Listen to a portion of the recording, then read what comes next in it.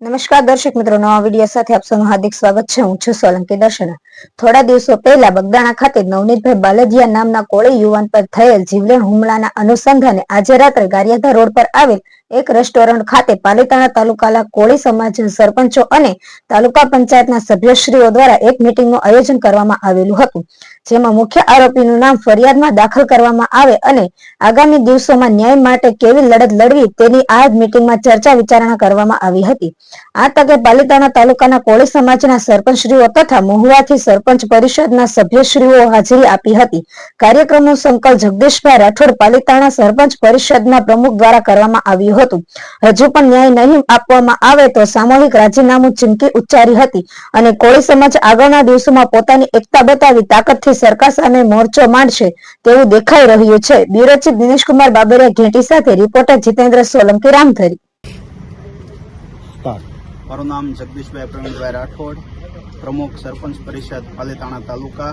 આજે પાલીતાણા તાલુકાના તમામ ગામના કોળી સમાજના સરપંચશ્રીઓ, તાલુકા પંચાયતના સભ્યશ્રીઓ એક પાલીતાણા તાલુકા કોળી સમાજની આજે મિટિંગ યોજી અને બગદાણા ખાતે નવનીતભાઈ ઉપર જે હુમલો થયો છે તેમાં નવનીતભાઈ ખુદ જે મુખ્ય આરોપીનું નામ ફરિયાદમાં દાખલ કરવા કહી રહ્યા છે તે આજ સુધી ફરિયાદમાં દાખલ થયું નથી। અમારા સમાજના તમામ પ્રતિનિધિઓ એ મુખ્યમંત્રીને રજૂઆત કરી તો ફક્ત એસઆઈટીની રચના કરી છે અને એમને પણ 7 દિવસના રિમાન્ડ માંગ્યા હતા, એમાં 3 દિવસના રિમાન્ડ મંજૂર થઈ ગયા છે અને 3 દિવસના રિમાન્ડ પછી આજ સુધી સોશિયલ મીડિયા મારફતે કે કોઈ પણ જગ્યાએ અમને તેની શું તપાસ કરી છે તેની હજી પણ કોઈ વાત બહાર અમને કરી નથી। તો અમારી માંગણી છે કે આવા સમાજના સરપંચ પ્રતિનિધિને સમાજના આગેવાન ઉપર હુમલો થયો અને તેઓ જાહેરની અંદર આજે સમાજના દરેક લોકોના મોબાઈલની અંદર ઓડિયો વિડીયો બધા પ્રૂફ હોવા છતાં પણ મુખ્ય આરોપીનું નામ ફરિયાદમાં દાખલ નથી થતું।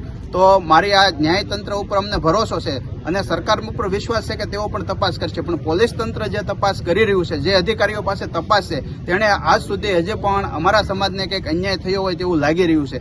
તો અમારી એક વિનંતી છે કે આ મેટરની અંદર અમારા નવનીતભાઈને ન્યાય મળે અને જો આ નવનીતભાઈને ન્યાય ન મળે તો એ કક્ષામાં તો સામાન્ય માણસને ન્યાય ક્યાંથી મળશે। એના માટે સમાજના સૌ પ્રતિનિધિઓ, સરપંચશ્રીઓ આજે ભેગા થઈ અને અમે નિર્ણય કર્યો છે કે આવનારા સમયની અંદર અમારા સમાજના સિનિયર આગેવાનો જે તારીખ નક્કી કરશે અને જે સમય આપશે તેમાં તાલુકા પંચાયતના અને સરપંચશ્રીઓ તમામ હોદ્દા ઉપરથી અને સરપંચના હોદ્દા ઉપરથી પણ અમે સામૂહિક રીતે રાજીનામું આપશું। તો અમારી ખાસ નમ્ર વિનંતી છે, આપના માધ્યમથી હું સરકારશ્રીને અને પોલીસ તંત્રને જાણ કરવા માંગુ છું કે નવનીતભાઈના કેસની અંદર જલ્દી ન્યાય મળે એવી અમારી રજૂઆત છે। જય કોળી સમાજ।